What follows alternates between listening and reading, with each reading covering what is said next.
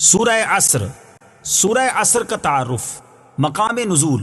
سورہ عصر جمہور مفسرین کے نزدیک مکیہ ہے، اور ایک قول یہ ہے کہ یہ سورت مدنیہ ہے. آیات، کلمات اور حروف کی تعداد: اس سورت میں ایک رکوع، 3 آیتیں، 14 کلمے اور 68 حروف ہیں. عصر نام رکھنے کی وجہ: عربی میں زمانے کو عصر کہتے ہیں، اور اس سورت کی پہلی آیت میں اللہ تعالیٰ نے زمانے کی قسم ارشاد فرمائی. اس مناسبت سے اسے سورہ عصر کے نام سے موسوم کیا گیا. سورہ عصر کے مضامین. اس سورت کا مرکزی مضمون یہ ہے کہ اس میں انسانی زندگی کا دستور بیان کیا گیا ہے، اور اس میں زمانے کی قسم کھا کر بتا دیا گیا کہ اسلام قبول کر کے نیک اعمال کرنے والے ایک دوسرے کو حق پر قائم رہنے کی تاکید کرنے اور ایک دوسرے کو صبر کی وصیت کرنے والے کے علاوہ آدمی ضرور نقصان میں ہے، کیونکہ اس کی عمر لمحہ بلمحہ کم ہوتی چلی جا رہی ہے. سورہ تکاثر کے ساتھ مناسبت. سورہ عصر کی اپنے سے ماقبل سورت تکاثر کے ساتھ مناسبت یہ ہے کہ سورہ تکاثر میں دنیاوی امور میں حد سے زیادہ مشغولیت اور آخرت کی تیاری سے غفلت مذموم ہے، اور اس سورت میں وہ چیز بیان کی گئی ہے جس میں انسان کو مشغول ہونا چاہیے. بسم اللہ الرحمن الرحیم. ترجمہ: اللہ کے نام سے شروع جو نہایت مہربان رحمت والا ہے. والعصر ان الانسان لفی خسر الا الذین آمنوا وعملوا الصالحات وتواصوا بالحق وتواصوا بالصبر. ترجمہ: زمانے کی قسم، بے شک آدمی ضرور نقصان میں ہے، مگر جو ایمان لائے اور انہوں نے اچھے کام کیے اور ایک دوسرے کو حق کی تاکید کی اور ایک دوسرے کو صبر کی وصیت کی. والعصر زمانے کی قسم.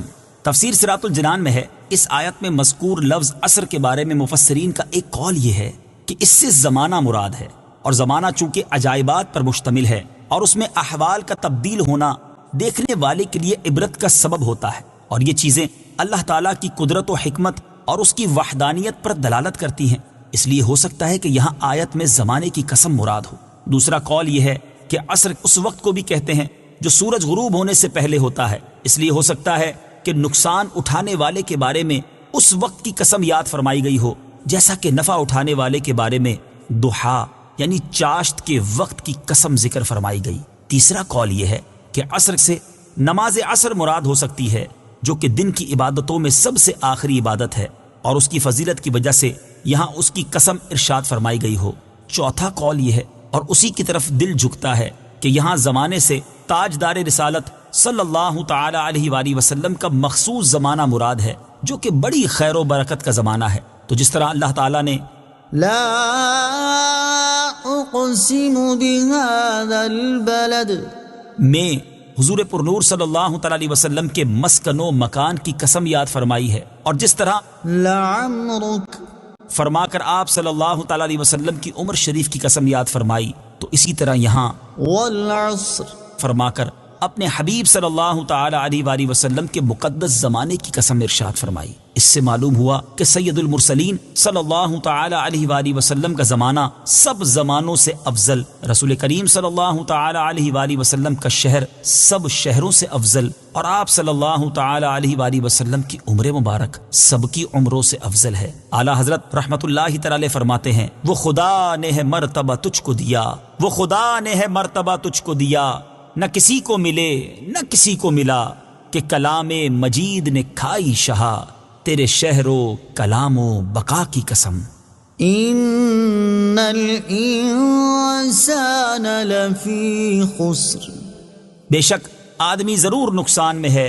تفسیر صراط الجنان میں ہے، اس آیت اور اس کے بعد والی آیت کا خلاصہ یہ ہے کہ اللہ تعالیٰ نے قسم ذکر کر کے فرمایا کہ بے شک آدمی ضرور نقصان میں ہے، کہ اس کی عمر جو اس کا سرمایہ اور اصل پونجی ہے وہ ہر دم کم ہو رہی ہے، مگر جو ایمان لائے اور انہوں نے اچھے کام کیے اور ایک دوسرے کو ایمان اور نیک عمل کی تاکید کی اور ایک دوسرے کو ان تکلیفوں اور مشقتوں پر صبر کرنے کی وصیت کی جو دین کی راہ میں انہیں پیش آئیں، تو یہ لوگ اللہ تعالیٰ کے فضل سے خسارے میں نہیں بلکہ نفع پانے والے ہیں، کیونکہ ان کی جتنی عمر گزری وہ نیکی اور طاعت میں گزری ہے. اسی طرح ایک اور مقام پر اللہ تعالیٰ ارشاد فرماتا ہے، ان الذين يتلون كتاب الله وأقاموا الصلاة وأنفقوا مما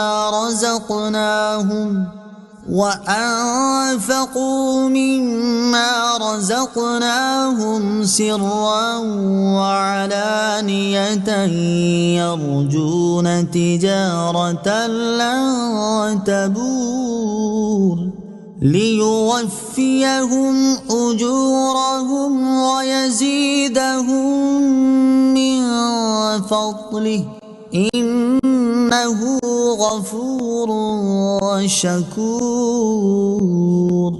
ترجمہ: بے شک وہ لوگ جو اللہ کی کتاب کی تلاوت کرتے ہیں اور نماز قائم رکھتے ہیں اور ہمارے دیے ہوئے رزق میں سے پوشیدہ اور اعلانیہ کچھ ہماری راہ میں خرچ کرتے ہیں، وہ ایسی تجارت کے امیدوار ہیں جو ہرگز تباہ نہیں ہوگی، تاکہ اللہ انہیں ان کے ثواب بھرپور دے اور اپنے فضل سے اور زیادہ عطا کرے۔ بے شک وہ بخشنے والا، قدر فرمانے والا ہے۔ سورہ عصر کی آیت نمبر 2 اور 3 سے حاصل ہونے والی معلومات۔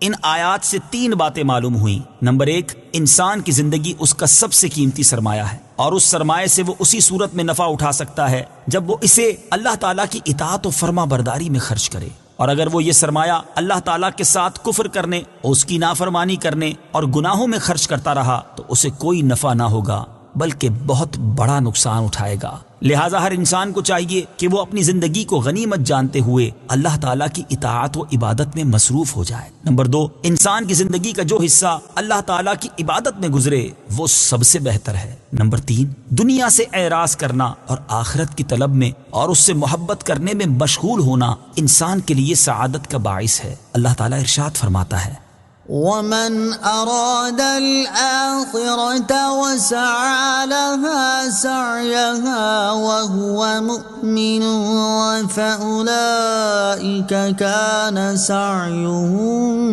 مشكورا۔ ترجمہ: اور جو آخرت چاہتا ہے اور اس کے لیے ایسی کوشش کرتا ہے جیسی کرنی چاہیے اور وہ ایمان والا بھی ہو تو یہی وہ لوگ ہیں جن کی کوشش کی قدر کی جائے گی۔ سورہ عصر کی آیت نمبر 3 سے معلوم ہونے والے مسائل۔ نور العرفان میں ہے کہ اس آیت سے کئی مسئلے معلوم ہوئے۔ ایک یہ کہ پہلے خود نیک بنے پھر دوسروں کو ہدایت کرے، جیسا کہ آیت میں ترتیب سے بیان کیا گیا ہے۔ دوسرے یہ کہ ہمیشہ تبلیغ کرے، جیسا کہ وتواصوا کہ اطلاق سے معلوم ہوا۔ تیسرے یہ کہ ہر مسلمان کو مبلغ ہونا چاہیے، جسے جو مسئلہ صحیح طور پر معلوم ہو وہ لوگوں کو بتا دے، صرف علماء پر تبلیغ نہیں، جیسا کہ وتواصوا کہ فاعل کے عموم سے پتہ لگا۔ چوتھے یہ کہ ہر حال میں تبلیغ کرے، صرف جلسہ یا اسٹیج پر موقوف نہ ہو۔ پانچویں یہ کہ نماز روزے کی طرح تبلیغ بھی ضروری ہے۔ چھٹے یہ کہ عوام دل و زبان سے اور علماء زبان و قلم سے، جبکہ حکام زور و طاقت سے تبلیغ کریں۔ اور اصل یہ کہ ہر کوئی اپنی حسب استطاعت نیکی کی دعوت عام کرنے کی کوشش کرے۔ صدق اللہ العظیم۔